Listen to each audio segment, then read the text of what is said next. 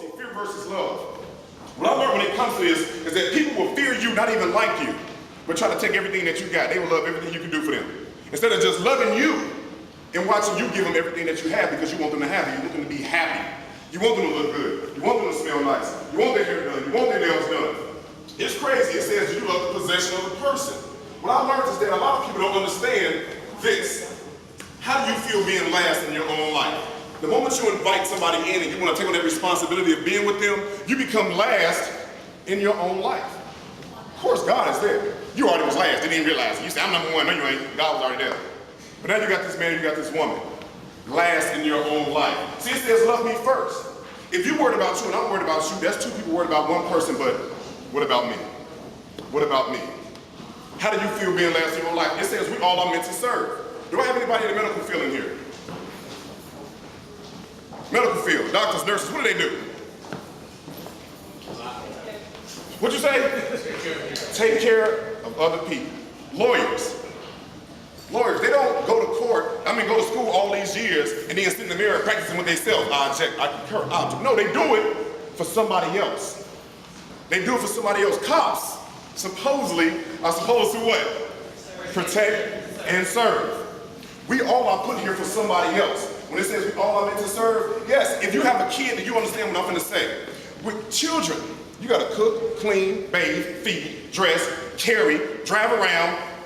Your name should be Jeffrey or Benson. You turn into a straight buck. See, I'm saying this for y'all really, these young ones right here, my cousin, my brother and them, because what you guys need to understand is that you will always be last in your own life.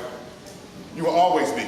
If it's with a person, if it's God, if it's your job, we all are meant to serve. It says this, and this is beautiful down here. Love has a way of showing up and showing you that you are not ready for what you asked for. Because love doesn't look like what you're used to. When I was growing up, my mom taught me love two ways. And it's gonna sound crazy, but it's probably a lot of people's story. She whooped me or she bought me something. That's how I knew. That's how I knew. I got a beating or I got a new pair of Jordans. That's it.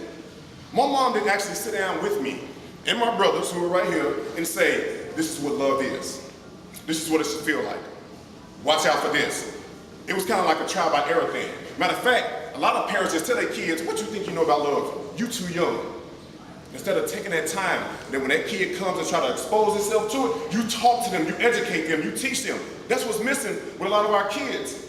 It's the at-home life. The parents don't take time no more to sit down and actually teach them what they're supposed to. Grandmas can't do it because grandma's just about 20 years older than them. Really? See, when it says love, the Cosby Show was my example of love when I was growing up. Nothing ever happened on the Cosby Show. Think about it, they had 5 kids. He was a doctor, she was a lawyer. Even in the sense that when Vanessa got drunk and came home, they played the chugga-lug game with her to teach her a lesson. My mom would have threw me out the window. I came home drunk 16 in high school. I would not be standing here right now because she would have beaten me into the ground, brought me back up, beat me again, brought me back up, and then took me to my grandma so I could get another look. Love doesn't like what you're used to.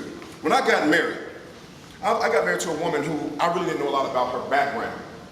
The way she communicated was fighting and arguing. And I got married at 18. I was young. See, I wasn't used to that. I wasn't used to somebody always yelling. It gave me the shakes. I had to go to the doctor and get medicine because I'd be like, what's wrong with you? She's like, what's wrong with you? You're the one over there shaking. And I'm like, because my mom said, you don't